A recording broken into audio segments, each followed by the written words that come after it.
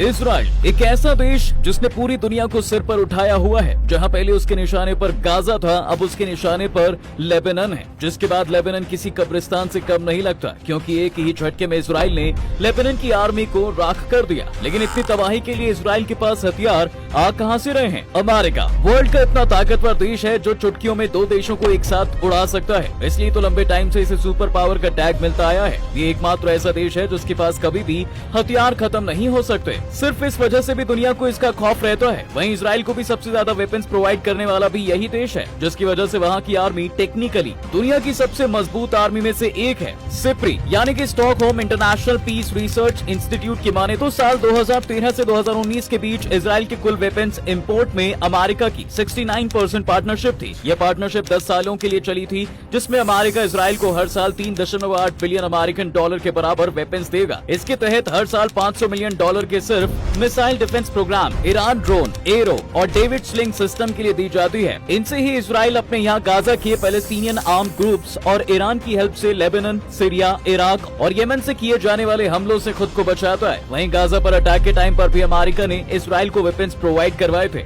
Israel को weapons की supply करने में अमेरिका के बाद जर्मनी भी इसमें शामिल है।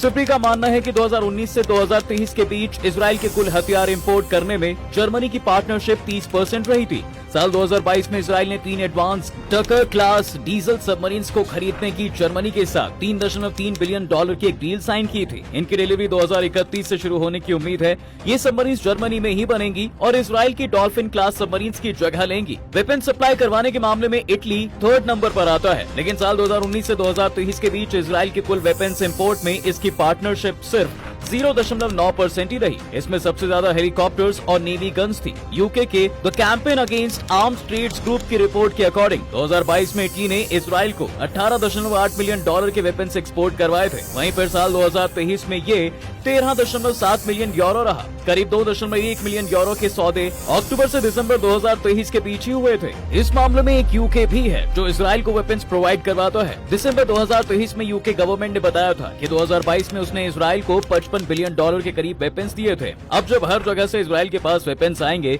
तो इजराइल तो अपने आप में एक खतरनाक और ताकतवर देश तो बनेगा ही। इन सब की मदद से इजराइल ने खुद की भी डिफेंस इंडस्ट्री रेडी कर ली है और ये आज दुनिया का 9वां सबसे बड़ा वेपन सप्लायर कंट्री भी बन गया है। इजराइल भारी भरकम हथियार बनाने के बजाय एडवांस टेक्नोलॉजी वाले प्रोडक्ट्स पर जोर देता है। वहीं साल 2019 से 2023 के बीच वर्ल्ड लेवल पर वेपन्स टोटल सेलिंग में इसकी पार्टनरशिप 2.3% रही। इसके 3 सबसे बड़े इंपोर्ट रहे। इंडिया की 37%, फिलीपींस की 12% और अमेरिका की 8.7% रही। इसके अलावा इजराइल में अमेरिका ने साल 1984 में ही अपना आर्म्स डेपो भी बना लिया था, जिससे टाइम टू टाइम या इमरजेंसी में इजराइल को वेपन्स प्रोवाइड करवाए जा सके।